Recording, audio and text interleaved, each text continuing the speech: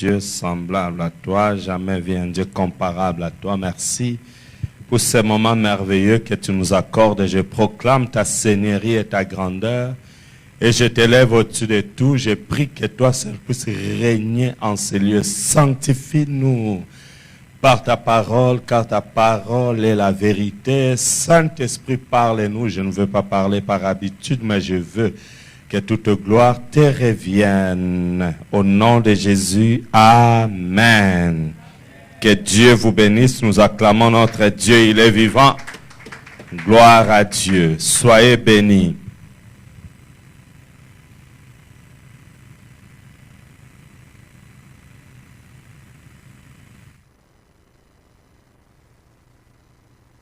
Amen. Hein?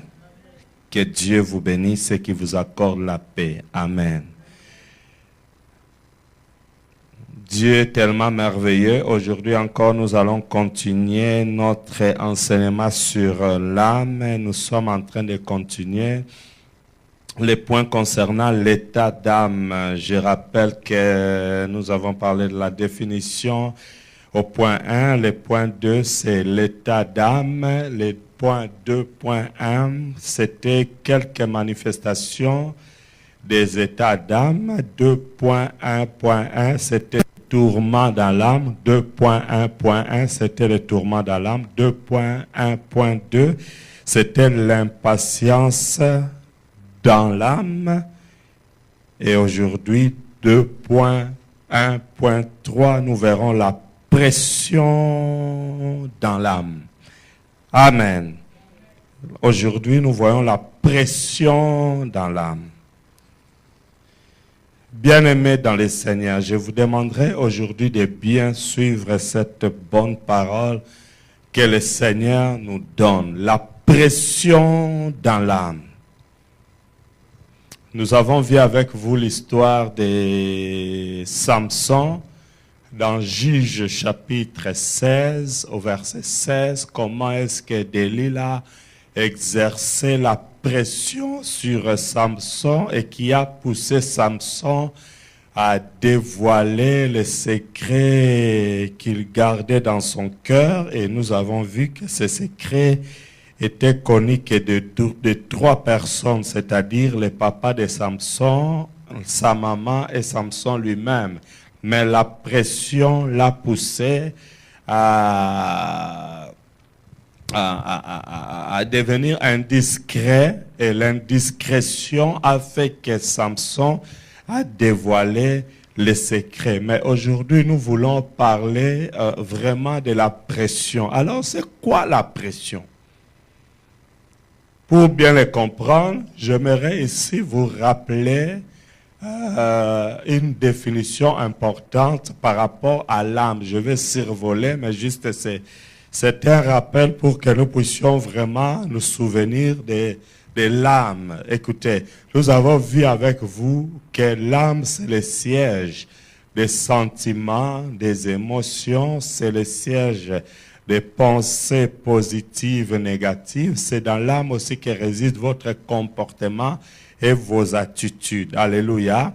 Alors, l'âme étant le siège des sentiments, des émotions, des pensées, des comportements et d'attitudes, l'ennemi la prend pour cible afin d'y exercer la pression dans le seul but de vous détruire.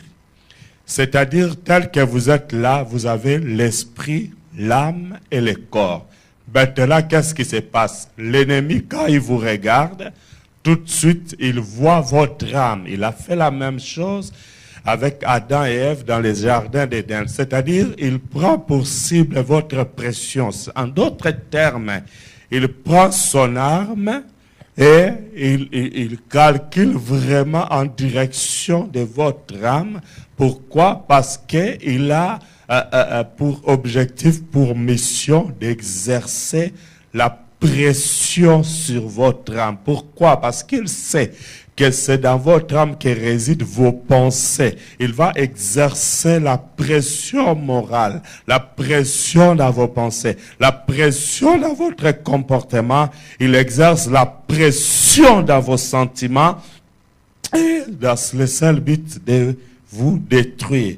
Aujourd'hui, nous allons commencer à voir comment est-ce que cette pression se manifeste. Pourquoi? Parce que nous sommes en train de voir l'état d'âme. Et j'ai dit que le jour que vous êtes né, Dieu vous a donné l'âme. J'ai pris un exemple simple que nous vivons tous les jours. Lorsque vous allez chercher un appartement ou une maison à louer, le premier jour, pour d'autres personnes, vous faites un contrat, soit ce jour-là ou soit dans d'autres cas, on va vous fixer un rendez-vous pour faire ce qu'on appelle l'état des lieux. C'est-à-dire, pendant l'état des lieux, on va voir là où vous allez louer, l'endroit ou la pièce ou les locaux ou l'appartement que vous voulez louer. On va vous faire voir, regardez là, il y a un peu de peinture rouge. Vous voyez ici, vous voyez, et on fait même des photos et vous signez des papiers, vous faites des paraphes sur chaque page, les jours de la signature du contrat. Et c'est comme ça que vous allez occuper cette maison. Mais quand le contrat est arrivé à terme, qu'est-ce qui va se passer? Le propriétaire de la maison viendra et avant que vous puissiez remettre les clés, vous allez à nouveau faire ce qu'on appelle l'état des lieux. Et après cet état des lieux, c'est là que le propriétaire va décider si vous pouvez y aller sans payer de frais. Au cas où vous aviez causé des dégâts ou des dommages dans cette habitation, il peut vous réclamer des frais. Alléluia. Pour certains, on peut même vous traduire en justice, on peut vous amener devant un juge de paix. Et j'ai dit ceci, par rapport à l'âme, la Bible nous dit dans 3 Jean 2, « Bien-aimé, je souhaite que tu prospères à tous égards et sois en bonne santé comme prospère l'état de ton âme. » C'est-à-dire, il existe un état d'âme. Bibliquement parlant, l'état d'âme, il est biblique. Alors, quand Dieu nous a créés au début, il nous a donné l'âme. Et quand Dieu nous a donné l'âme, notre état d'âme était bien. Alléluia. Pour preuve, dans Genèse chapitre 1, verset 31, la Bible dit, Dieu a vu que tout ce qu'il avait fait, cela était très bon. C'est-à-dire les jours que Dieu nous a donné son âme, notre âme, l'âme était intacte. C'est pourquoi lors de l'état d'âme, c'est-à-dire à la fin de ta vie ici sur la terre, ces jours-là, Dieu veut aussi faire un état des lieux pour constater que ton esprit, ton âme et ton corps sont en bon état. C'est là que la Bible déclare dans 1 Thessaloniciens, chapitre 5, verset 23. 1 Thessaloniciens, chapitre 5, verset 23, la Bible dit que le Dieu de paix vous sanctifie lui-même tout entier et que tout votre être soit conservé. Alléluia. Irréprochable, conservé, irréprochable. Dis avec moi, conservé, irréprochable. Hein? Lors de l'avènement de notre Seigneur Jésus. En d'autres termes, les jours que le Seigneur Jésus va revenir, c'est-à-dire à la fin de vos jours ici sur la terre, le Seigneur veut faire un constat, ce qu'on appelle l'état des lieux. Il veut constater que votre esprit est en bon état, votre âme est en bon état et votre corps en bon état. Alléluia. Or, pendant que nous sommes en train de vivre ici sur la terre, je vous dis la vérité que notre âme est soumis à des pressions terribles. Chaque jour, nous avons des problèmes. Chaque jour, il y a des factures qui arrivent. Chaque jour, il y a des insultes qui tombent sur nous. Chaque jour, il y a des pressions terribles à la vue, par vos connaissances, par les membres des familles, à l'église, partout. Il y a la pression partout. Sur Internet, sur les réseaux sociaux, partout nous sommes, il y a la pression. Et cette pression-là provoque des maladies dans l'âme. Et cela influence même l'état d'âme d'une personne. Vous pouviez être là tranquille, mais à cause de la pression provoque des stress. La pression provoque des soucis. La pression, c'est-à-dire on vous met dans une situation où on vous pousse à ne plus contrôler vos émotions, à ne plus contrôler la situation. Vous perdez contrôle de tout. Des fois, vous êtes soumis tellement dans la pression que ça vous met en colère. Alléluia. La pression, laissez-moi vous dire, ce monde-là est rempli de pression. Nous sommes pressés de toutes parts, de tous côtés, tous les jours. Dans la vie, là, il n'y a que pression sur pression. Et cette pression-là est bien ciblée, calculée, que ça se passe au niveau de l'âme. C'est-à-dire, ça influence directement les sentiments, ça influence directement les émotions, ça influence directement tes pensées. Tu pouvais te réveiller avec une bonne pensée ou des bonnes pensées, mais pendant la journée, à cause de la pression, tes pensées changent d'orientation. Alléluia. Tu pouvais avoir une bonne pensée pour cette année 2016. Tout le monde avait une idée, une vision de cette année. Au début de l'année, vous avez dit, cette année, c'est mon année de réussite. C'est mon année de joie. C'est mon année de succès. Mais quand l'année commence, la pression s'augmente. Et maintenant, vous perdez la boussole, perd le contrôle. Alléluia, alléluia, alléluia, alléluia. Et maintenant, tu as même des doutes. Tu te dis, est-ce que je réussirai vraiment cette année? Est-ce que ça va tenir la pression?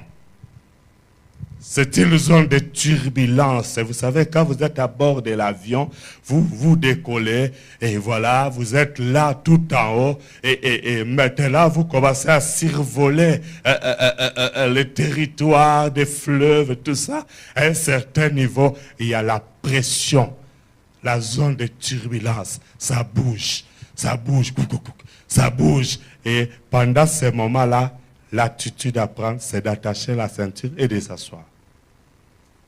Alléluia. Or, il nous arrive souvent et plusieurs fois que pendant que nous sommes pressés, pendant que nous ressentons la pression, il nous arrive difficilement d'attacher la ceinture et de nous asseoir. La pression provoque des polémiques. La pression, ça provoque des polémiques. Ça provoque la querelle. La pression peut te pousser à t'enflammer vis-à-vis de ton frère. La pression peut te pousser à avoir des ennemis. Est-ce que je peux parler aux gens qui sont vivants? La pression peut provoquer la division de toute une communauté. Tout ce que vous voyez dans les églises aujourd'hui, c'est la pression. Les gens ne savent pas que le diable a ciblé leur âme et il est en train de presser. Il augmente la pression. Et il augmente la colère. Vous savez, la colère, c'est une des maladies de l'âme. Dans l'âme, quand l'âme est soumise à une pression, l'attitude ou l'état d'âme d'une personne, ça change. Je vous ai dit, nous avons toujours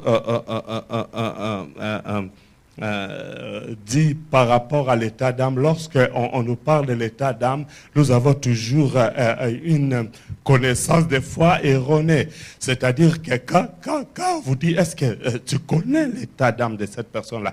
Tu manges avec lui, est-ce que tu connais son état d'âme? Tout de suite, ça fait penser à la sorcellerie. Ça fait penser aux œuvres des ténèbres. Non, chacun de nous a des états d'âme. Nous avons tous nos états d'âme. Alléluia. Est-ce que je peux parler aux gens qui sont vivants? Et d'ailleurs, les états d'âme, ce n'est pas toujours dans le sens négatif. Il y a des gens qui ont des bons états d'âme, qui se manifestent par l'amour, par la joie, par la paix. Ce sont des bons états d'âme. Mais ici, nous parlerons des bons et des mauvais états d'âme.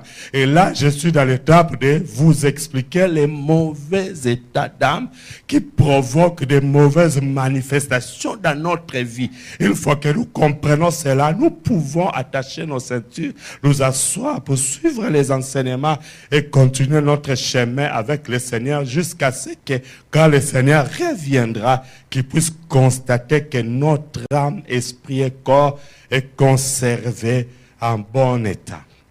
Alléluia.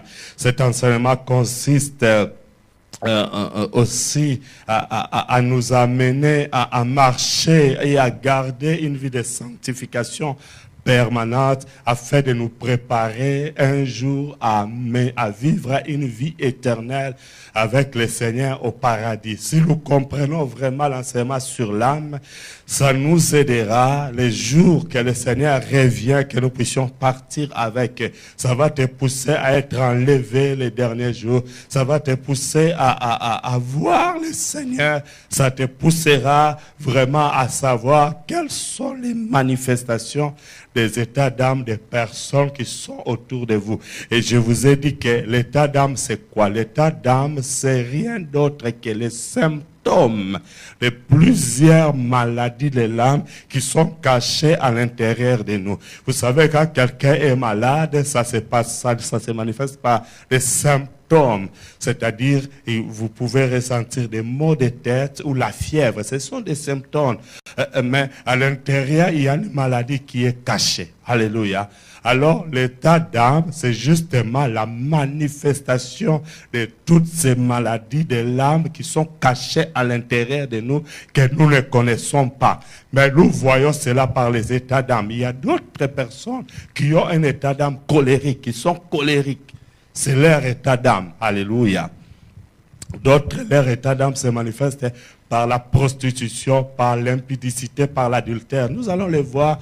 Nous avons un bon texte à lire ici qui va nous faire voir les états d'âme des gens, comment ça peut se manifester aussi dans le domaine de la prostitution, de l'impudicité. Ça peut se manifester dans le domaine de la querelle aussi. Ok, on n'a pas encore lu. Je pense qu'on va commencer par lire d'abord la parole de Dieu, pour voir si vraiment ce terme-là, pression, si elle est biblique. Alléluia. Si la pression est dans la Bible. Nous lisons dans Proverbes. C'est le premier texte, Proverbes, chapitre 30. Pour la gloire de Dieu, nous allons lire Proverbes 30.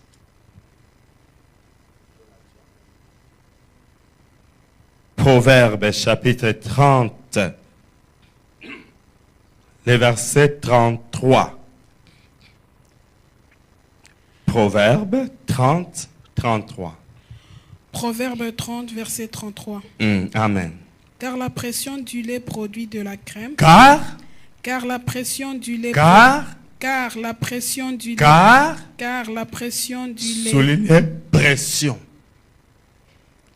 Et là, on nous parle de la pression du lait produit de la crème. La pression du lait produit quoi? De la crème. La pression du lait produit de la crème. C'est-à-dire lorsque vous pressez le lait, vous pressez le lait, vous pressez le lait, vous pressez le lait, ça produit de la crème. Ce n'est pas fini. Écoutez. La pression du nez produit du sang. La pression du nez produit du sang. La pression du nez produit du sang. Lorsque vous pressez votre nez, jusqu'à ce que ça produit le sang. Or, le sang, c'est l'âme. La pression du nez produit du sang. Comment? Et la pression de la colère produit des querelles. Et la pression de la colère produit des querelles. Amen. Amen. Que Dieu vous bénisse. Proverbe 30, 33. Nous pouvons nous asseoir. Acclame le roi des rois, le seigneur des seigneurs. Oh, on vient de nous parler de 3 sortes de pression. Alléluia. 3 sortes de pression. Et chaque sorte de pression produit toujours quelque chose. Alléluia. Chaque sorte de pression produit toujours quelque chose. On nous a parlé premièrement de la pression du lait. Les laits. Bien-aimés, vous savez, mon frère, ma soeur, la Bible dit que nous devons accepter de prendre le lait spirituel et pur. Or, selon la parole de Dieu, le lait spirituel et pur, c'est quoi? C'est la parole de Dieu. Alléluia. Le lait spirituel, la Bible dit, désirez comme des enfants nouveau-nés. Le lait spirituel est pur. Le lait spirituel est pur, c'est la parole de Dieu. C'est-à-dire que même la parole de Dieu telle qu'elle est là, il est important que lorsque nous vous enseignons, que nous puissions faire pression. Alléluia. Pression, c'est-à-dire nous devons insister, insister, insister. Et en insistant, à ce moment-là, nous faisons pression. Et la Bible dit, la pression du lait produit de la crème. Alléluia. Est-ce que je peux parler aux gens qui sont vivants? Qui aime bien la crème ici? Tout le monde aime la crème, n'est-ce pas? Il y a plusieurs sortes de crèmes. Des crèmes que nous mangeons avec les gâteaux, des crèmes glacées, Alaska, Saint-Glace. Alléluia. Il y a plusieurs sortes de crèmes parce que tout le monde aime la crème. Et la Bible dit la pression du lait produit de la crème. Or, le lait spirituel est pur. C'est la parole de Dieu. C'est-à-dire, à force d'écouter la parole de Dieu, à force d'écouter la bonne parole, bien aimé, ça va produire la crème dans votre vie. Est-ce que je peux parler aux gens qui sont vivants? Oh, il y a plusieurs sortes de crèmes. Il y a des crèmes pour le corps, n'est-ce pas? Il y a des crèmes qu'on utilise pour manger et il y a plusieurs sortes de crèmes. Mais ici, spécialement, la Bible nous parle de la pression du lait qui produit de la crème. Oh, la Bible, le Seigneur, quand il a demandé aux enfants d'Israël de quitter l'Égypte, il les a fait sortir pour aller dans les pays où coule le lait et le miel. C'est-à-dire, le lait, c'est une bénédiction. Alléluia. Et la pression du lait produit de la crème. Ça, c'est une bonne pression. Alléluia. Deuxième sorte de pression, c'est la pression du nez. Alléluia. Quand vous faites et que vous n'arrêtez pas, le sang va sortir. La Bible dit la pression du nez produit du sang. Or, le sang, c'est l'âme. Votre âme se trouve dans votre sang. Quand on presse, ça va produire le sang. Et quand le sang se manifeste, c'est là que nous pouvons maintenant voir les sortes de maladies de l'âme. Et la troisième pression, c'est la pression de la colère. Alléluia! Oh bien-aimé, la pression de la colère produit la querelle. Cela veut dire quoi? Cela veut simplement dire qu'une colère peut être animée, mais la colère peut s'animer intérieurement ou extérieurement. Je veux bien dire que la colère peut subir la pression interne ou la pression externe. C'est là que vous voyez beaucoup de gens, il avait la maîtrise de soi. Il dit, quel que soit ce que cette femme me dit, je ne vais rien dire. Quel que soit ce que cet homme me dit, je ne dirai rien. Je vais garder mon silence. Mais la pression de la parole qui sort de la bouche d'autrui, de la bouche de l'autre, cette pression-là peut te pousser à perdre ton sang-froid. Et ça provoque la querelle. Alléluia. La provocation, c'est aussi une pression qui peut provoquer la querelle dans ta vie. Et beaucoup de gens sont détruits à cause de la pression. La pression peut te pousser à perdre ton sang-froid. La pression peut te pousser à tuer. Beaucoup de gens ont blessé gravement leurs femmes, leurs maris à cause de la pression de la colère. C'est-à-dire que vous allez trouver dans ce stade-là des personnes, à cause de la pression de la colère, ils ont pris les couteaux, la bouteille ou la marmite, ils ont jeté sur les autres. Alléluia. Il y a des gens qui sont comme ça, qui ont la pression de la colère. Aussi longtemps qu'ils ne jettent pas quelque chose sur toi, il ne peut pas se calmer. Aussi longtemps que tu n'es pas blessé, il ne se calme pas. Aussi longtemps il ne t'a pas parlé, il n'est pas calme. À cause de la pression. Cette pression est nourrie des fois par des pensées négatives. La pression, vous allez vous sentir que vous êtes mal à l'aise et ça provoque des palpitations. Ça change la façon, les battements de votre cœur. Vous sentez que le cœur commence à battre rapidement. Alléluia. C'est ça la pression. Et ça vous met en colère. Ça provoque.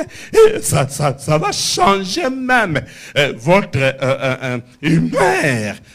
Tu vas voir que tu étais content, tu étais dans la joie depuis le matin, mais à un certain moment, à cause de la pression, vous changez d'humeur.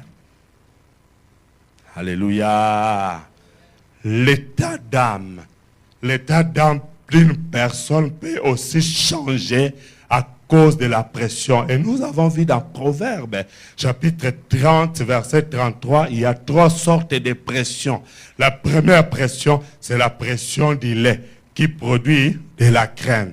La deuxième sorte de pression, c'est la pression du nez qui produit du sang, qui est l'âme. Et la troisième sorte de pression, c'est la pression de la colère qui produit la querelle. Donc vous comprenez que la pression, c'est une usine qui produit chaque fois que vous changez de produit, ça produit quelque chose. Chaque fois que vous changez d'attitude, ça produit quelque chose. Lorsque la pression s'exerce sur les laits, ça produit la crème. Lorsqu'elle s'exerce sur les nez, ça produit du sang. Lorsqu'elle s'exerce sur la colère, ça produit la querelle. Donc, chaque fois que vous êtes pressé, ça va toujours produire quelque chose. La pression a toujours un résultat, soit positif ou négatif. Mais souvent, dans nos vies, la pression de l'âme a toujours produit des résultats négatifs. Pourquoi? Parce que je vous ai dit, rappelez-vous que dans l'âme, il y a les comportements, l'attitude, les pensées, les émotions et les sentiments. Or, dans les sentiments, nous avons plusieurs sortes de sentiments. Il y a des sentiments positifs. Alléluia. Vous allez voir un fiancé qui a des sentiments vis-à-vis de son fiancé dans le but de se marier un jour. Vous allez voir un homme et une femme qui a un sentiment parce qu'ils sont mariés. Vous pouvez avoir des sentiments positifs vis-à-vis de votre ami, vis-à-vis de votre frère, des sentiments positifs. Mais toujours dans les sentiments, il y a aussi des sentiments négatifs qui provoquent aussi l'impudicité des sentiments. Et c'est là que vous allez voir, même il y a ce qu'on appelle les sentiments sexuels, qui des fois, ça pousse les gens à cause des sentiments sexuels. Beaucoup de gens sont en train de se prostituer. Pourquoi? Parce qu'il y a tellement la pression derrière ces sentiments-là, ça les pousse à se prostituer, ça les pousse à l'adultère, ça les pousse, oh, alléluia, ça les pousse à l'impudicité. Et c'est là que vous voyez les hommes mariés à cause de la pression qui est exercée derrière ces sentiments. Il n'est pas à l'aise quand il est à la maison. Il doit toujours sortir. J'avais un ami bien-aimé dans le Seigneur. Cet ami-là, il ne pouvait pas rester tranquille toute une semaine comme ça. Chaque semaine, il devait sortir avec plus ou moins deux filles. En tout cas, il pouvait aller même jusqu'à 7 par semaine. C'était la pression de l'impudicité. Et ça produisait toujours ces mauvais comportements-là. Et il ne pouvait pas rester sur place, mon frère, ma soeur. La pression. Alléluia. Est-ce que je peux parler aux gens qui sont vivants? La pression. À ce stade, l'ennemi vous soumet à une pression morale jusqu'à ce qui vous amène à désobéir à la loi de Dieu. Vous savez, l'ennemi peut vous soumettre à un kir de pression qui vous amène à désobéir à la parole de Dieu. Ok, on va encore lire dans Proverbes, toujours maintenant, chapitre 31.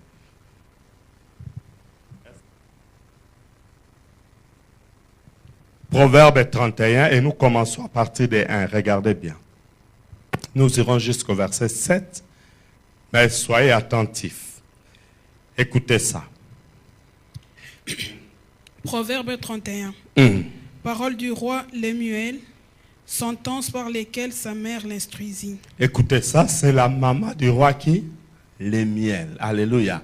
C'est la maman du roi Lemuel qui parle à son fils qui était roi. Alléluia. Le roi aussi a besoin d'écouter les conseils de sa mère. Écoutez ce que la maman de Lemuel dit. Que te dirais-je, mon fils? Que te dirais-je, mon fils? Que te dirais-je, fils de mes entrailles? Que te dirais-je, fils de mes entrailles? Que te dirais-je, mon fils, objet de mes vœux? Ne livre pas ta vigueur aux femmes. Écoutez, qu'est-ce que la maman de Lemuel dit? Ne livre pas ta vigueur aux femmes. Ne livre pas ta vigueur aux femmes. En d'autres termes, vous savez, il y a des hommes qui sont vigoureux. Alléluia. Amen. Et qui, s'il n'a pas une femme par semaine ou deux ou plus, il n'est pas tranquille. Alors, il est livré à l'impudicité, il est livré à la prostitution, il est livré aux prostituées. Tous les jours, il livre sa vigueur aux femmes. C'est-à-dire que sa force, sa vigueur. Et c'est là que vous allez remarquer, par exemple, ici en Europe, les gens livrent leur vigueur aux jeunes filles, aux petites amies dès le bas âge. Ce qui fait que, par exemple, ici en Occident, déjà, les gens qui sont mariés, à 40 ans, ils n'arrivent plus, dépasser 40 ans, beaucoup n'arrivent plus à rester fidèles à leur femme ou à leur mari. Pourquoi? Ils ont commencé à livrer leur vigueur dès la jeunesse, dès les bas âges. Ils livraient la vigueur. Vous comprenez ce que je dis, j'espère?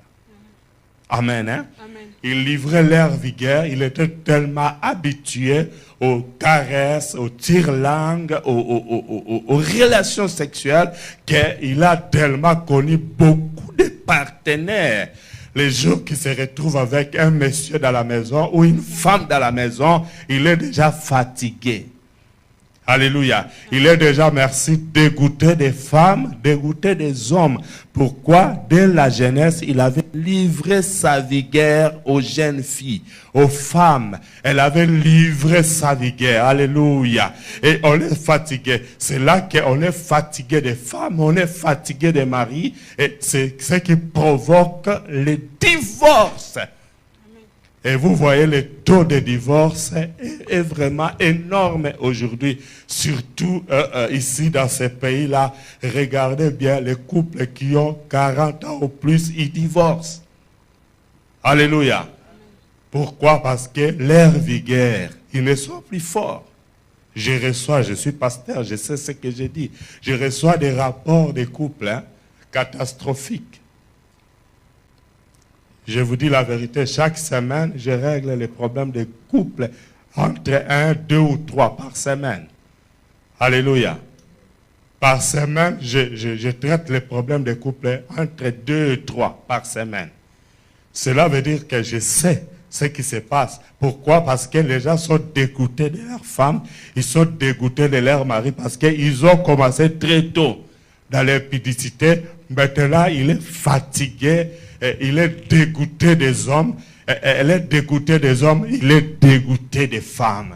Ce qui fait que cette personne va vous proposer le mariage. Et si vous commettez l'erreur d'aller avec lui avant le mariage, croyez-moi, il est souvent difficile à ce genre de personnes d'aller avec vous jusqu'au bout. Chemin faisant, dès qu'il a découvert ce qu'il cherchait, c'est son habitude déjà, parce qu'il est habitué à ça depuis son enfance, il va arrêter la relation là. Et j'ai vu des gens qui, les jours même, écoutez, vous savez, il y a des gens, les jours même du mariage, ils disent, non, je ne te prends pas en mariage. Les jours du mariage, c'est-à-dire il a mis tout son argent, il a acheté les vêtements, il a tout mis, vous avez fait les invitations, et les jours du mariage, il dit, désolé, je ne peux pas m'engager. C'est grave. Alléluia. Et la maman du roi Lémuel dit, écoute mon fils, ne livre pas ta vigueur aux femmes. Alléluia. Faites attention célibataires. Ne livrez pas votre vigueur. Vous avez comme un réservoir qui contient votre vigueur. Peut-être vous n'avez que 40% de vigueur. Peut-être vous n'avez que 50%. Peut-être le Seigneur vous a donné 60%. Peut-être que 20%. Mais si vous commencez à les livrer maintenant, attention au mariage. Il y a des gens qui m'appellent pasteur Lobat. Alors on n'a pas de chargeur pour ça. On continue. Et tes voix à celles qui perdent leur roi. Pardon? Reprends-moi ces versets au début. Ne livre pas ta vigueur aux femmes et tes voix à celles qui perdent leur roi. Ne livre pas ta vigueur aux femmes et tes voix à celles qui perdent le roi. C'est-à-dire, ces femmes-là, elles sont capables de perdre le roi. Leur état d'âme est compliqué. Alors, dans leur ruse, elles savent comment perdre un roi. Elles savent comment faire tomber même des rois. C'est pourquoi aujourd'hui nous voyons beaucoup de gens tomber, même des ouins tomber. Pourquoi? Ce genre de femmes qui ont des états d'âme compliqués existent partout. Est-ce que je peux parler aux gens qui sont vivants? Et dans cette catégorie, il n'y a pas que des femmes, il y a aussi des hommes qui peuvent te poursuivre même jusqu'à l'église. Pour te faire croire que voilà, moi aussi je commence à prier. Non, ils cherchent quelque chose. Et les jours qu'ils trouvent un moyen pour livrer sa vigueur, il te laisse. C'est là que beaucoup de sœurs en Christ sont dans la désolation. Elles pleurent. Ah, j'allais me marier. Oui, ils cherchent seulement une occasion de faire sortir sa vigueur. Une fois qu'ils trouvent, tu vas te retrouver dans le malheur. Je sais ce que j'ai dit. On continue. Verset 4. Ce n'est point au roi Lémuel, ce n'est point au roi de boire du vin. Ah, écoute, un bon conseil. Il dit, ce n'est point au roi de faire quoi? De boire du vin. Un conseil de sage. Continue. Ni au prince de rechercher des liqueurs fortes. Même le prince ne recherchait pas des liqueurs fortes. Or, je parlais avec un diplomate, la semaine passée, qui m'a dit, dans ces milieux-là, les gens qui travaillent au gouvernement, les gens qui sont dans la diplomatie, il dit, dans ces milieux-là, il est difficile de garder la sanctification. C'est un ancien diplomate qui est maintenant pasteur depuis plus de 30 ans, qui a travaillé longtemps dans la diplomatie. On était en réunion avec d'autres diplomates aussi de l'Europe ici. Et après la réunion, il nous dit, vous savez, dans ces milieux-là, il est difficile de garder la sanctification parce que quand vous arrivez chez le roi, chez le président, chez le premier ministre, ce qu'on sert dans ces milieux-là, c'est le vin, c'est l'alcool. Alors, devant le président ou devant le roi, vous n'allez pas dire, excusez-moi, monsieur le roi, ou son excellence, monsieur le président, je ne bois pas. Ils boivent.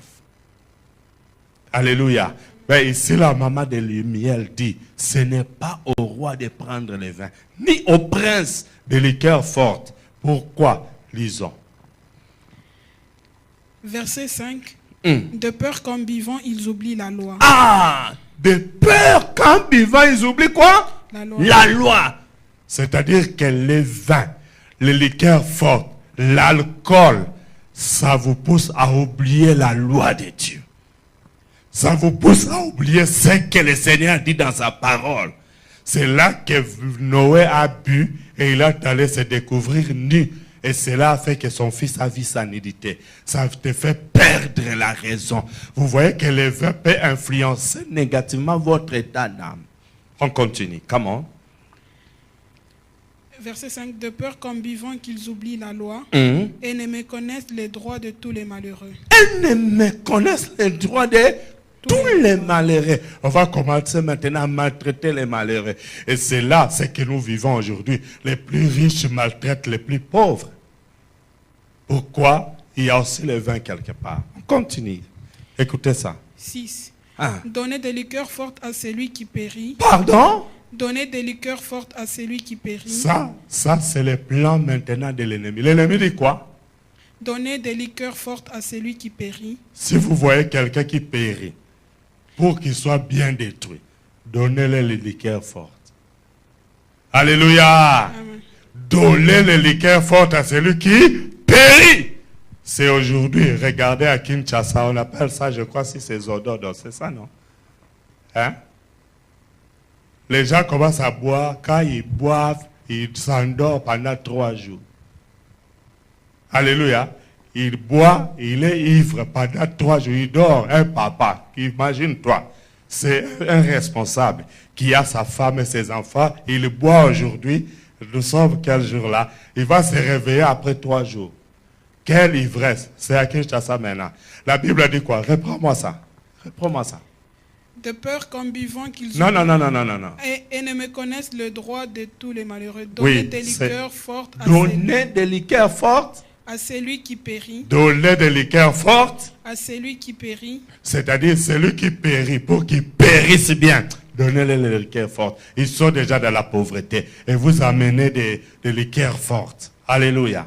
Et voilà, les gens sont maintenant dans les troubles totaux. Et ce n'est pas fini, écoutez ça. Et du vin à celui qui a de l'amertume dans l'âme. Et du vin à celui qui a de l'amertume dans l'âme. L'amertume se trouve où? Dans l'âme. Et celui qui a une maladie appelée l'amertume dans l'âme, on doit lui donner quoi? Des liqueurs fortes. Regarde ça bien, regarde-moi ça. Et des liqueurs fortes à celui qui périt. Et du vin à celui qui a de l'amertume. Du vin à celui qui a de l'amertume dans l'âme. Est-ce que vous trouvez l'âme quelque part là? Est-ce que nous sommes dans le sujet? Est-ce que je peux parler aux gens qui sont vivants? Amen. Celui qui a de l'amertume dans son âme, celui-là, c'est ceux-là qui aiment bien prendre les vins.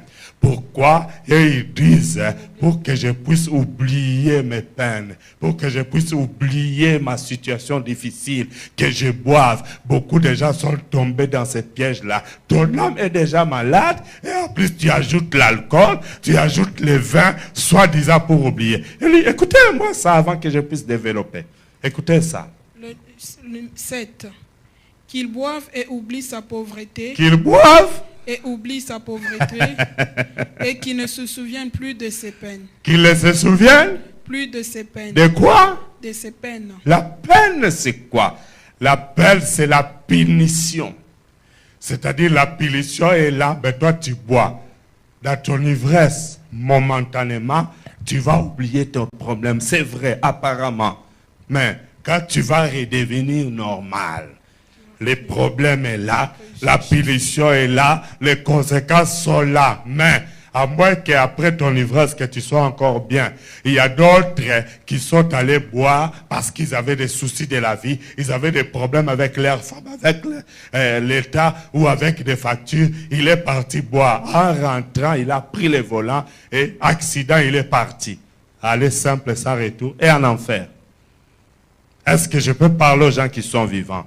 Regardez, on dit que les gens qui ont l'amertume dans l'âme, il faut leur faire pression et les pousser à l'alcool, les pousser au vin, les pousser à la bière. Comme ça, ils peuvent croire qu'en buvant, ils vont oublier leur situation. Or, en buvant, ça les détruit davantage. C'est pourquoi on dit donner du vin à ceux qui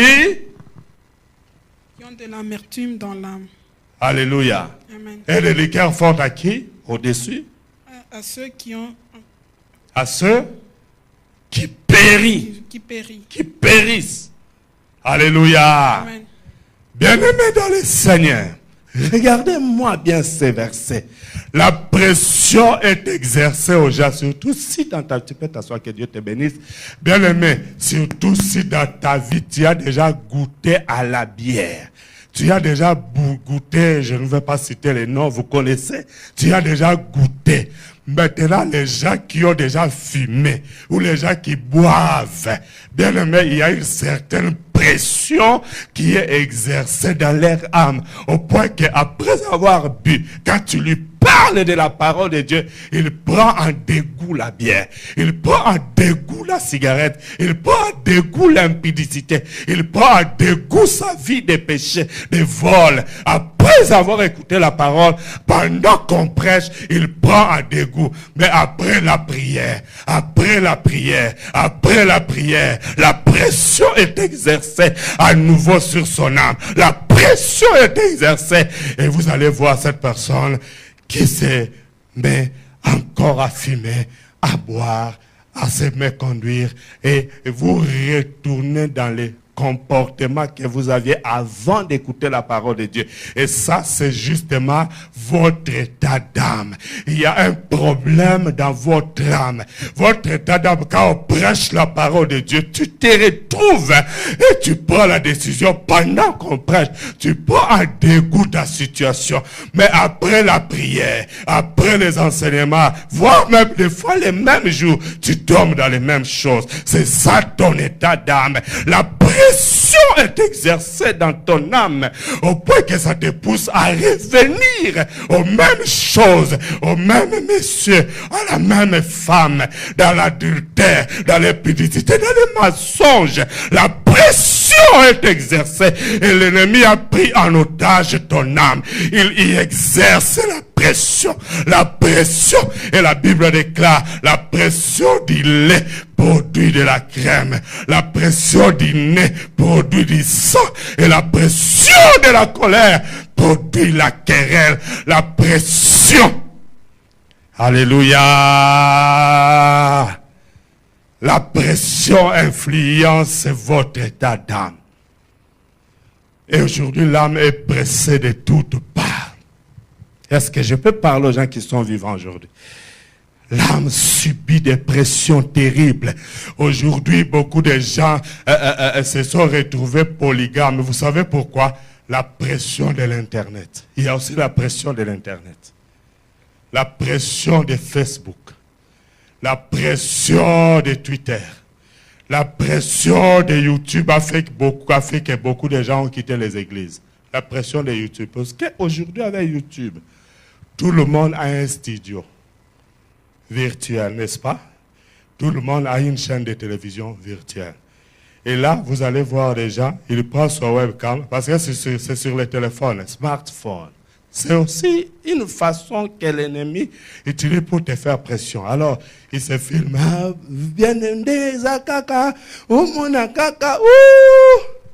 la pression est partout.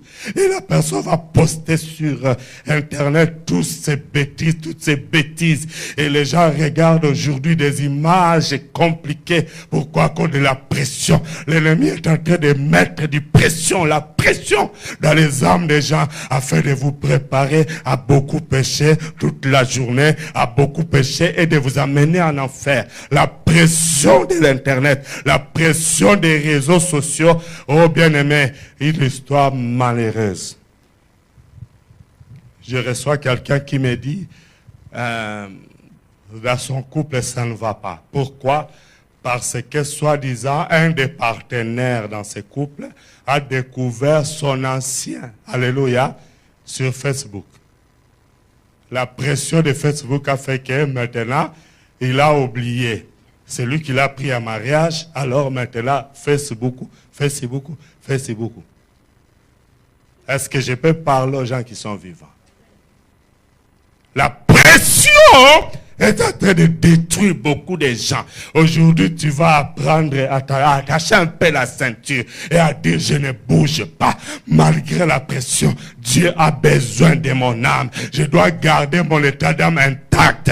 Il faut renoncer à ces relations-là. Il faut couper couper ces relations. La Bible déclare, si ta main droite t'amène, est-il l'occasion de chute pour toi, coupe-la. Alléluia.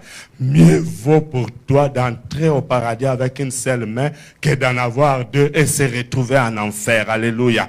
Si ton œil t'amène ou est-il l'occasion de chute pour toi, arrache cet œil.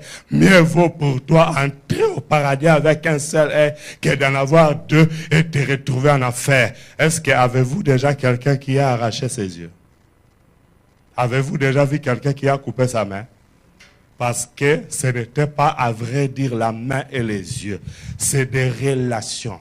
Il y a d'autres relations qui vous amènent toujours à parler contre les autres, à parler contre votre frère, à parler contre votre soeur, à parler des fois contre ton église, à parler des fois contre votre pasteur, à parler. Il faut couper cela parce que ça exerce la pression sur toi. Alléluia. Un jour, tu vas te retrouver en enfer pour rien. Pourquoi? La pression t'a amené à voir, à faire, à écouter ou à agir. La pression influence l'état d'âme. Tu vas voir que tu avais de bonnes pensées sur la caméra qui est ton ami et à cause de la pression de la fleur peut te pousser à avoir une mauvaise image maintenant contre la caméra qui pourtant est bien. Est-ce que je peux parler aux gens qui sont vivants? La pression. Beaucoup de gens ont divorcé à cause de la pression des mauvais amis, à cause de la pression des mauvais conseillers. Oh Seigneur mon Dieu. La pression, il faut savoir gérer la pression parce que ça influence négativement les états d'âme. Tu pouvais être un beau monsieur calme, une belle femme calme, mais à cause de la pression de ton entourage, ça peut te changer ton langage. Beaucoup de gens étaient dociles, ils étaient calmes à cause de la pression des amis qui sont dans l'ivrognerie, des amis qui sont dans les drogues. Aujourd'hui, ils sont devenus drogués. N'est-ce pas qu'aujourd'hui, nous apprenons à travers les informations qu'il y a beaucoup de jeunes qui étaient bien. Alors, à cause des mauvais entourages, il se fait que ces jeunes se retrouvent dans un supermarché. Après avoir volé, on l'arrête. Et après avoir commis beaucoup de crimes, on l'amène à la prison. Alléluia. Et arrivé à la prison, il va trouver des kouyaka. C'est-à-dire les gens qui sont pleins dans les mauvaises œuvres. Et c'est en partie de la prison qu'ils sont devenus des radicaux. C'est-à-dire ils sont radicalisés dans la prison. C'est-à-dire le milieu peut influencer ton état d'âme. Ton entourage peut influencer négativement ton état d'âme. Tu dois choisir tes amis. Tu dois choisir tes fréquentations. D'ailleurs, un enfant de Dieu ne peut pas manger partout. Un enfant de Dieu ne peut pas entrer partout. Un enfant de Dieu ne peut pas se retrouver avec tout le monde. Tu dois faire les choix pour garder l'état de ton âme. La pression peut t'influencer négativement. Il y a des filles qui étaient bien en Afrique, arrivées en Europe, on les a fait venir. Chaque fois que vous étiez là, votre grande sœur envoyait toujours des photos devant la Tour Eiffel, devant l'Atomium, devant London Eyes. Alléluia. Ah, grand prêtre sœur. Et la sœur vous fait venir. Arrivé ici, la sœur vous dit, écoutez, si vous voulez manger, il faut aller là-bas. Et vous vous retrouvez derrière à la gare du Nord là-bas. Alléluia. Et beaucoup au début ont refusé. Et on les fait souffrir près de la pression. Alléluia. Et ils se sont retrouvés dans la prostitution. Ce n'était pas leur vie. La pression des milliers, la pression de l'Europe a fait que beaucoup de gens qui étaient bien, qui priaient et gênaient en Afrique à cause de la pression des lois diaboliques qu'ils ont trouvées en Europe, beaucoup ont changé de langage, beaucoup ont changé même leur accoutrement, leur habillement. Ils s'habillaient docilement, bien, alléluia. Maintenant même la coiffure a changé. Souke telemi, niawalié chiclé. Est-ce que je peux parler aux gens qui sont vivants? La pression des amis, ça peut influencer négativement ta vie. J'ai encore beaucoup de choses à vous dire. par rapport à la pression. On va terminer avec ces versets aujourd'hui et on continuera par rapport à la pression la semaine prochaine. Lisons dans le livre des Psaumes chapitre 1. Psaume 1. Psaume chapitre 1, le verset 1.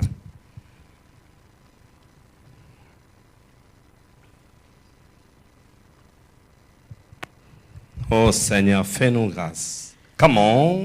Heureux l'homme qui ne marche pas selon les conseils des méchants, qui ne s'arrête pas sur le voie des pécheurs et qui ne s'assied pas en compagnie des moqueurs. Wow, alléluia. Amen. Écoutez très bien ces versets. Ça va vous décontaminer. Alléluia.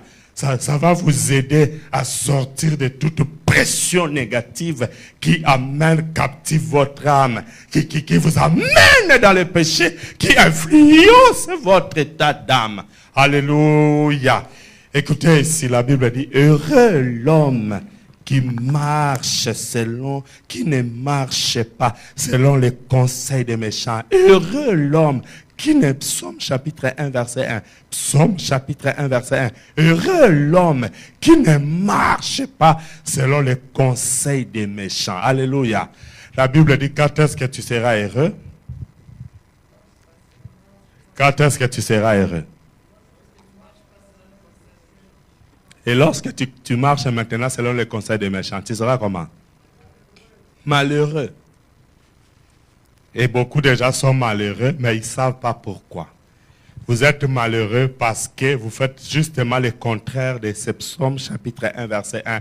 Vous marchez selon les conseils des méchants qui vous mettent à l'oreille des paroles que vous n'aviez pas, des idées négatives que tu n'avais pas. Tu es quelqu'un de bien, un bon frère, une belle sœur, alléluia, une bonne sœur. Tu as des idées pour le Seigneur, pour ton Dieu, pour toi-même, pour l'œuvre de Dieu, de bonnes idées. Mais il suffit de passer à côté de quelqu'un qui te fait pression négativement.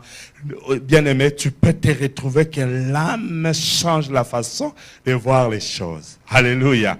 Il faut faire attention. La Bible dit, heureux l'homme qui ne marche pas selon les conseils des méchants. Alléluia. C'est-à-dire, les méchants aussi ont leur façon de faire quoi? De conseiller les gens, n'est-ce pas? Alléluia. Il faut pression par des conseils. Oh, tu vois pas, ngakutu. Oh, frère, sœur, faites attention. Ça va influencer négativement ton état d'âme. Alléluia. Si tu veux être heureux, à partir d'aujourd'hui, ne marche plus selon les conseils des méchants. Mais cherche les conseils de ceux qui sont justes.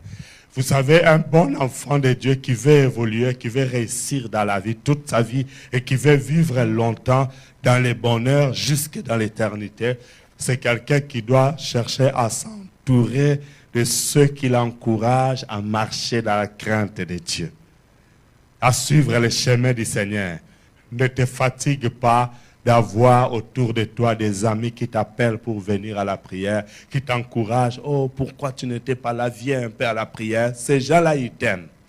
Si quelqu'un t'appelle pour venir à la prière, il faut vraiment aimer cette personne-là. Parce que la prière vous amène vers Dieu. Et Dieu, c'est la vie. Dieu, c'est tout. Il est tout pour nous. C'est notre Créateur. Alors, quelqu'un qui te décourage, même si tu rates aujourd'hui, ça va changer quoi? Méchant, tu vas devenir malheureux. Heureux l'homme qui ne marche pas selon les conseils des méchants. Il y a des conseils des méchants. Les conseils de quelqu'un qui est méchant sont aussi des conseils très méchants. Alléluia. Qui vont te détruire à court terme, à moyen terme ou à long terme. Si tu ne vois pas la destruction aujourd'hui, en tout cas, croyez-moi, ça sera soit à court terme, soit à moyen terme, soit à long terme. Ça dépend du méchant que vous avez devant vous avec la ruse qui est dans son cœur. Alléluia. On continue. Qui ne s'arrête pas sur la voie des pécheurs. C'est-à-dire que la voie des pécheurs, c'est en quelque sorte les boulevards des pécheurs. la rue des pécheurs, l'autoroute des pécheurs. On peut aussi appeler ça l'avenue des pécheurs. Alléluia. L'avenue des pécheurs. Est-ce que je peux parler aux gens qui sont vivants? Alléluia. Ça peut être l'avenue des pécheurs. C'est par là que les gens passent à l'avenue des pécheurs. La Bible dit, lorsque tu passes sur cette rue-là, la voie, la rue, l'avenue, la route, le boulevard, l'autoroute des pécheurs, ne t'arrête pas. Il faut passer vite. Parce que là, il y a beaucoup d'embouteillages. S'il faut même laisser ta voiture descendre à pied, fuis, cours. Il ne faut pas t'arrêter là, sur cette rue-là, où il y a les pécheurs. Ne t'arrête pas. Dans la maison des pécheurs, ne t'arrête pas. Sur la rue des pécheurs, ne t'arrête pas. Même les pécheurs là au téléphone, il faut couper. Alléluia. Il ne faut pas t'arrêter sur la rue des pécheurs, mon frère, ma soeur. Ne t'arrête pas. La Bible dit, heureux l'homme qui ne marche pas selon les conseils des méchants et qui ne s'arrête pas sur la voie des pécheurs. Comment? Et qui ne s'assied pas en compagnie des moqueurs. Écoutez, la première chose, on dit, heureux l'homme qui? La première chose, qui ne marche pas selon les conseils de mon cœur. La première chose, c'est marcher. Comment vous marchez? Quelle est votre marche dans le Seigneur? Vous marchez comment? La première chose. Quelle est votre marche? Alléluia. Alléluia, alléluia, alléluia, alléluia. Premier conseil, vous marchez comment? La Bible dit, marchez selon l'esprit et vous n'accomplirez pas les désirs de la chair. Quand on ne marche pas selon le Saint-Esprit, c'est qu'on marche selon la chair et on accomplit les désirs de la chair. C'est-à-dire, en marchant selon la chair, vous marchez selon les conseils des pécheurs. Alléluia. Alléluia. Les mauvais conseils, les conseils des méchants, c'est marcher selon la chair. Il faut changer votre marche. Et la foi de Dieu doit avoir une façon d'être, une façon de parler, une façon de marcher.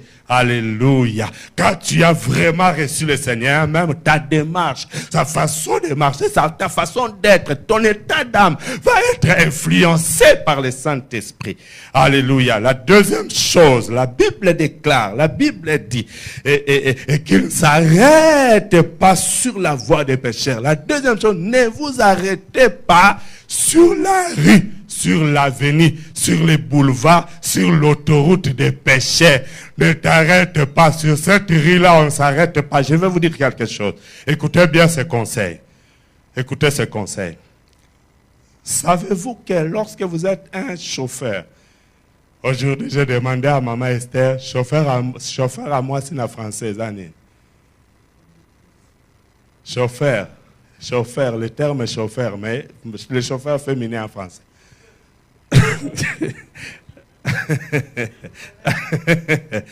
Alléluia.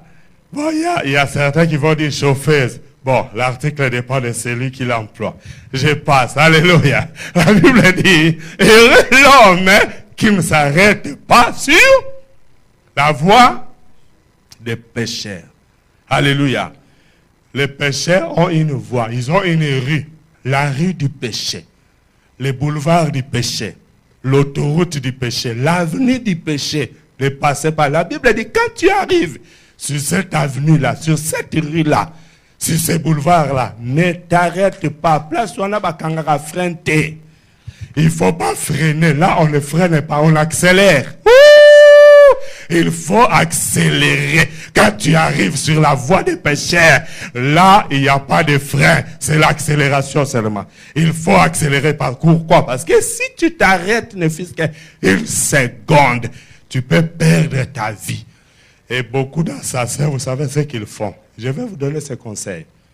Beaucoup d'assassins, ce qu'ils font, quand ils voient que tu t'arrêtes devant un feu rouge et que le lieu est dangereux. Vous savez, il y a des endroits qui sont isolés, mais il y a quand même le feu rouge. Vous vous arrêtez. Qu'est-ce qu'ils font? Ils vont prendre les œufs maquis. Ils les jettent sur les rétroviseurs. Bah! Bah! Alors, ils savent que le premier réflexe de chaque conducteur, c'est d'appuyer pour faire fonctionner les essuie-glaces. Là, quand tu fais ça, c'est fini. Ça va devenir tout blanc sur les pare-brises et tu ne verras plus. Ce qui fait que tu vas t'arrêter parce que tu ne verras plus rien. Parce que l'œuf, le blanc d'œuf là, ça bloque directement la vue. Ça fait que les pare-brises deviennent tout blancs. Tu ne peux plus voir. Alors, un bon chauffeur qui reçoit un bon conseil d'un sage, qu'est-ce qu'il fait à ce moment-là? Il ne fera pas fonctionner ses essuie-glaces. Il va les laisser comme ça et il roule en vitesse, il part. Quand vous roulez en vitesse, ça ne fera rien. Alléluia. Ne les faites pas fonctionner. Ça, c'est un conseil des bons chauffeurs qui vous aiment, qui vous donnent ces conseils-là. Les jours que vous arrivez à une situation comme ça, ne faites pas fonctionner votre essuie-glace. Je vais dire ceci. Il peut arriver que vous vous arrêtez sur le chemin des pécheurs, sur la rue du péché, sur les boulevards du péché. Quand on vous jette les œufs dans l'âme par des paroles négatives, n'ouvrez pas votre essuie-glace, n'ouvrez pas votre bouche pour ajouter la parole. Sinon, vous allez aussi pécher et vous n'aurez pas d'issue. Vous allez tomber avec cette personne-là. Vous allez vous retrouver en train de parler maintenant contre les autres. N'ouvre pas les essuie-glaces de ta bouche. Sinon, tu vas aussi te retrouver en train d'ajouter la parole et ça va bloquer ton chemin de bénédiction. May God bless you. Que Dieu bénisse sa parole et qu'il vous bénisse. Amen. Regardez ton état d'âme et nous remercions d'abord le Seigneur pour sa parole. Élevons nos voix. Alléluia. Seigneur, merci pour cette grâce que tu nous as accordé de nous donner cette bonne parole. Aujourd'hui, tu nous as parlé sur la pression dans l'âme et nous avons compris beaucoup de choses éternelles des armées. Qui est comme toi, le Dieu Tout-Puissant? Qui est comme toi, le Seigneur des Seigneurs? Qui est comme toi, le Roi des Rois? Qui est comme toi, le Créateur des cieux et de la terre? Toi qui nous as donné cette bonne parole, tu nous as parlé sur la pression dans l'âme. Oh Dieu de gloire, aide-nous Seigneur à ne pas nous arrêter sur le chemin des pécheurs, à ne pas suivre les conseils des méchants, à ne pas nous asseoir, oh mon Dieu mon roi, avec, oh mon Dieu mon roi, les gens, oh, qui sont dans les ténèbres. Je te lève au-dessus de tout. Que ton nom soit élevé, que ton nom soit exalté, que ton nom soit glorifié pour ta parole, ta bonne parole, au nom de Jésus. Merci Seigneur Jésus-Christ. Merci Seigneur Jésus-Christ. Merci Seigneur Jésus-Christ. Merci Seigneur Jésus-Christ. Alléluia. Amen. Amen. La Bible nous dit en troisième lieu, je parlais de la marche, ne marchez pas selon les conseils des méchants, ne vous arrêtez pas sur la voie des pécheurs. La troisième chose est qu'il ne s'assied pas en compagnie des moqueurs. Trois choses qu'il faut éviter: marcher avec les méchants. Deuxième chose, s'arrêter sur la rue, sur la voie, sur l'avenue, les boulevards des pécheurs. La troisième chose, s'asseoir en compagnie des moqueurs, bacholi. Alléluia. Il ne faut pas s'asseoir. Là, on ne s'assied pas. Même si on vous présente la chaise, il faut dire non, je suis pressé. Alléluia. On ne peut pas s'asseoir. Dis Seigneur, pardonne-moi. Regarde, combien de fois avez-vous écouté, suivi les conseils des méchants? Combien de fois vous êtes-vous arrêté sur la voie des pécheurs? Et combien de fois vous êtes-vous retrouvé assis en compagnie de moqueurs? C'est là les trois points qui vont nous amener dans la repentance. Alléluia. Que chacun aille dans sa maison, réfléchit. Combien de fois tu as marché selon les conseils des méchants? Combien de fois tu t'es arrêté sur la voie des pécheurs? Et combien de fois vous êtes retrouvé assis Oh, avec les moqueurs, dis Seigneur, pardonne-moi. Commence à prier. Dis Seigneur, pardonne-moi. Accorde-moi ta grâce. Plusieurs fois, j'ai suivi le conseil des méchants. Plusieurs fois, je me suis arrêté sur la voie des pécheurs. Plusieurs fois, je me suis retrouvé assis en compagnie des moqueurs. Oh, Dieu de gloire, aie pitié de moi. Aie pitié de moi. Seigneur, pardonne mes péchés. Pardonne-moi, Seigneur. Tout ce que mes oreilles ont entendu, tout ce que ma bouche a dit, tout ce que j'ai fait, mon âme a été influencée. L'état de mon âme a été influencé par la pression, par la pression, par la pression. Aie pitié de moi, Seigneur. Aie pitié de moi. Ne me condamne pas. Ne me rejette pas. Ne me repousse pas. Fais-moi trouver grâce. Oh Dieu de gloire, devant toi et devant les hommes. Délivre-moi par ta grâce. Délivre-moi par ton amour. Délivre-moi par ta compassion. Fais que je trouve grâce devant toi et devant les hommes. Au nom de Jésus, au nom de Jésus. Alléluia, alléluia. Merci Seigneur Jésus-Christ. Merci Seigneur Jésus-Christ. Nous allons plaider le sang de Jésus pour nous purifier au nom de Jésus. Alléluia. Ô Éternel des armées, je viens maintenant par la foi plaider le sang de Jésus pour purifier mon âme, pour purifier mon âme. Que ton sang restaure l'état de mon âme. Mon âme a été influencée par la pression, par la pression, par la pression des mauvais conseillers, par la pression des méchants, par la pression, ô Dieu de gloire, des moqueurs, par la pression, ô Seigneur mon Dieu, oh Jésus, pardonne-moi, pardonne, que le sang de Jésus purifie mon esprit, mon âme et mon corps, le sang de l'agneau de Dieu, le sang de l'agneau immolé, alléluia, alléluia, oh le sang de Jésus, alléluia. Purifie nos âmes, Seigneur, nos esprits soient purifiés par ton sang, Seigneur, au nom puissant de Jésus-Christ et le sang de Jésus. Alléluia, merci Seigneur Jésus-Christ. Merci Seigneur Jésus. Avec moi, Seigneur mon Dieu, Seigneur mon Dieu, je te suis reconnaissant je te suis reconnaissant pour ta parole que tu m'as donnée aujourd'hui. que tu m'as donné. J'ai compris que plusieurs fois, j'ai été livré à la pression. Oh Dieu de gloire, aie pitié de moi. Je me laissais faire parce que je ne savais pas c'est quoi la pression dans l'âme. Plusieurs fois, l'ennemi m'a fait pression et j'ai cédé. Oh Dieu de gloire, aujourd'hui, je m'humilie sous tes pieds. Je me répands, je prends en dégoût toutes les mauvaises choses que j'ai laissées, que j'ai fait. Je refuse que mon état d'âme soit influencé par la pression. Au nom de Jésus, aide-moi à discerner, oh Dieu de gloire, ma marche, que je puisse contrôler ma façon de marcher, que je ne m'arrête pas sur la voie des pécheurs, que je ne m'assieds pas en compagnie des moqueurs. Fais-moi grâce au nom de Jésus et sanctifie mon âme par ta parole. Alléluia. Éternel des armées, je te dis merci pour la grâce, la faveur, la bienveillance que tu as accordée à mon frère, à ma soeur. À chacun de nous, je proclame ta seigneurie et ta grandeur. Je couvre par la foi chacun de nous par le sang de Jésus. Protège-nous et règne dans nos vies, Seigneur. Laisse que maintenant que nous rentrons sur notre chemin, sois avec nous et fais des grandes choses. Les bien-aimés qui ont prié avec nous de par le monde, à travers la radio, la télévision, sois avec eux, fais des grandes choses dans leur vie. Même les gens qui nous ont suivis dans les voisinages, fais des grandes choses. Que tu croisses au Dieu de gloire et que nous diminuons. Apparaît que nous disparaissons, nous te remettons toute gloire. Couvre-nous par ton sang et aide-nous à faire seulement ta volonté. Nous brisons tous les projets de l'ennemi contre nos vies au nom puissant de Jésus-Christ. La vie de Jésus en nous, nous avons la victoire. C'est pourquoi nous t'acclamons. Tu es le roi des rois, tu es le Seigneur des seigneurs. Merci pour ta parole.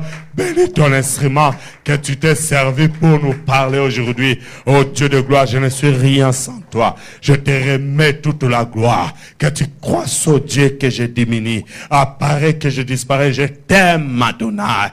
Et nous t'acclamons et nous disons merci Seigneur Jésus-Christ. Merci, Seigneur. Le reste des programmes de cette semaine règne au nom de Jésus. Amen. Amen. Que Dieu vous